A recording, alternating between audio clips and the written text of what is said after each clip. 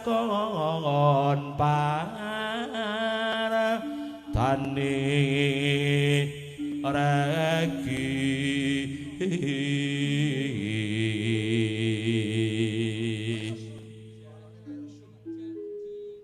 janji-janjiku eling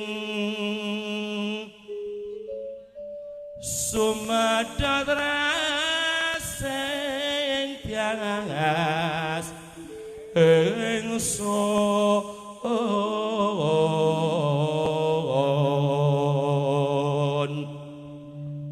ni masing sun mrasopo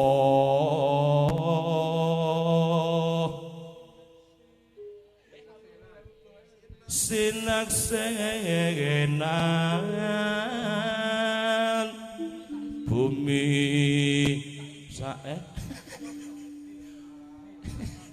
sinaksenan nih mas sinaksenan bumi langit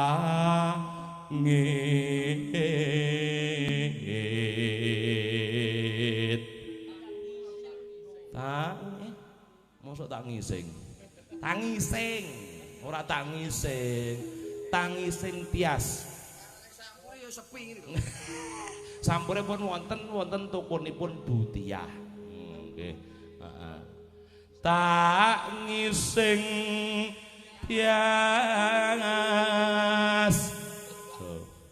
Butias ngenteni piye Pak iya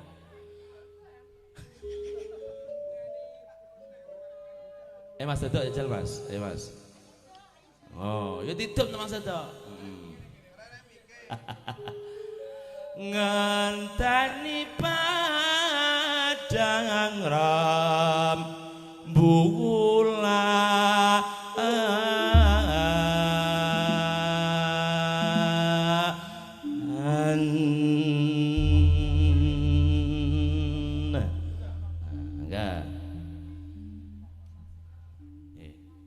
niki langgame pamurutan saking panjenenganipun Bapak Mangkli delasan Ibu Tum menika yen ing tawang ana lintang ya yen ing tawang ana lintang cahayu aku ngenteni tekanmu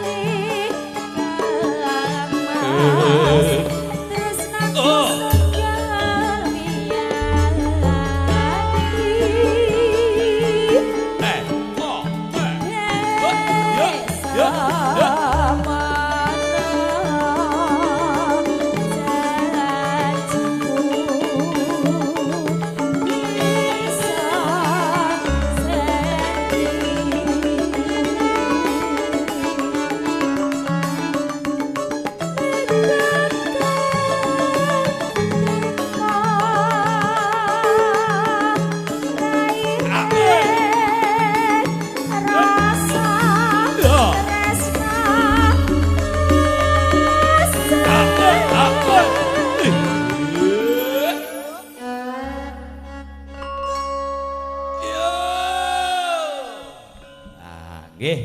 Heeh. Mpun dereng nggih? Dereng, Mas. Wah, luar biasa. Mbak Yuyun ketoke awake panas. Semlenget. Semlenget. Masyaallah. Ya biasane ndak teh anu Mbak, lek ndek niku lek mboten teng ruangan yang ber AC memang begitu. Iyung Mas, iyung. Atit.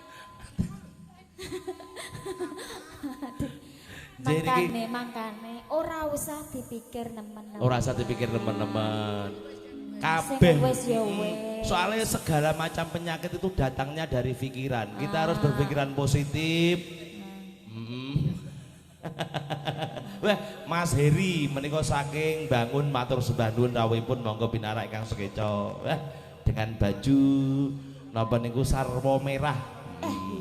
Mas Heri dan juga sama istri pinarak Kang Sekeco matur sembah nuwun. Monggo Mbak Septi.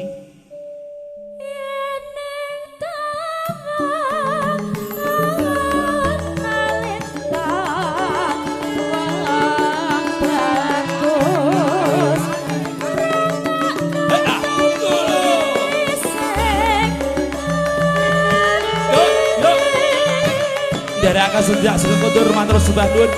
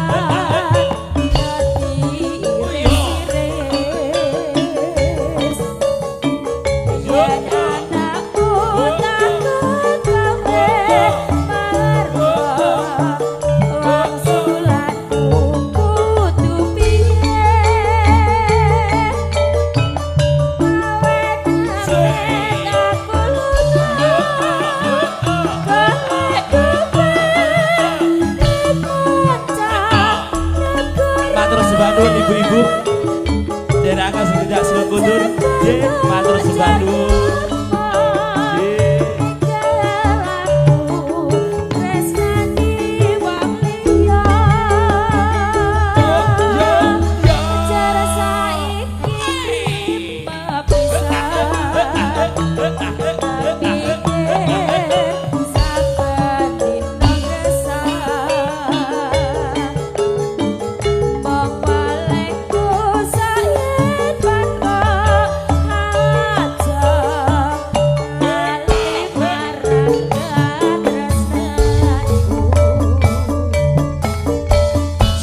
Pecut sama Diman.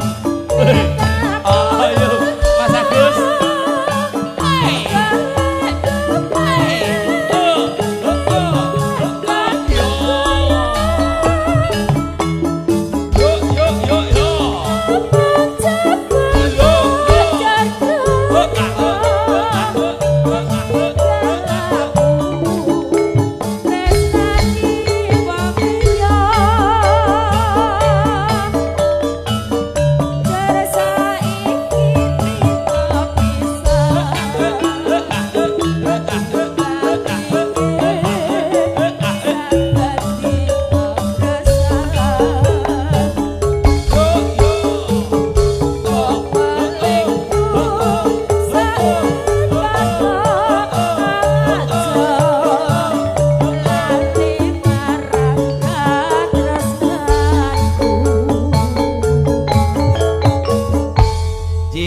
Terima kasih matur sembah nuwun Mbak Septi.